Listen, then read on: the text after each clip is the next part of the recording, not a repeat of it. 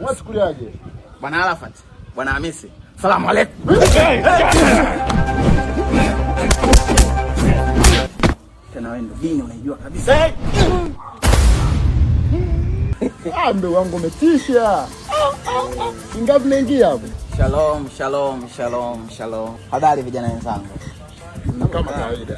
Kwa majina naitwa Pastor Balande. Ni mtumishi niliyetumwa na Jesus Christ mwana wa Nazareti aliye hai kwa ajili ya kuwaongoza wanadamu waweze kufanya mema. Ndio. Kwa hiyo nimefarijika sana kukutana nanyi vijana wenzangu, kuwapa mawili matatu ili nasi sote kwa pamoja tuweze kumjua Mungu. Ndio Pastor. Yaani Pastor si Father. Sisi hapa Waislamu. Kama ni vita hivyo, walokole kibao huko. Upata walokole wenzako. Kumbe ndugu zangu Waislamu. Lakini wote lengo letu ni moja.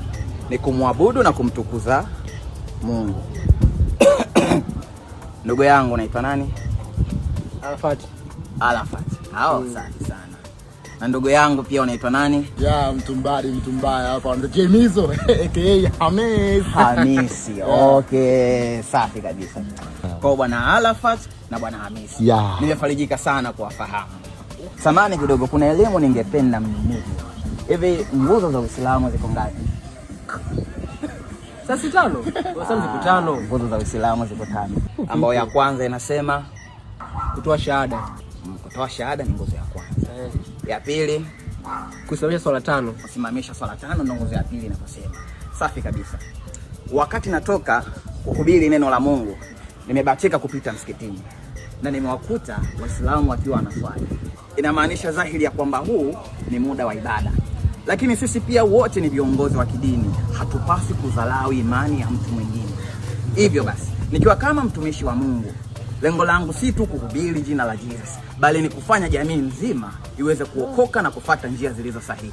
Hivyo Bwana Arafat na Bwana Hamisi, ningependa kwa muda huu muende kumwabudu Mungu. Mimi kijua kimenishinda bwana. Mzee, hebu tembea hapa. Tembea babu, babu wewe mbona vipi? Unakuja hapa mwanangu, Jesus nini sijui. Unasikuliaje? Bwana Arafat, Bwana Hamisi. Salamu alaykum.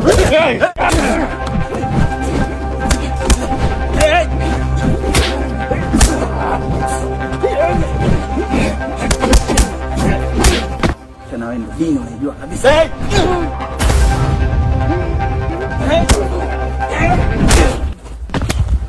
Warumi 6 mstari wa 23 nasema ya kwamba mshahara wa dhambi ni mauti.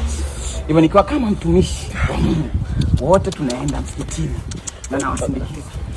Tumekuwa kila siku tukiongelea masuala ya dini, halafu tunashika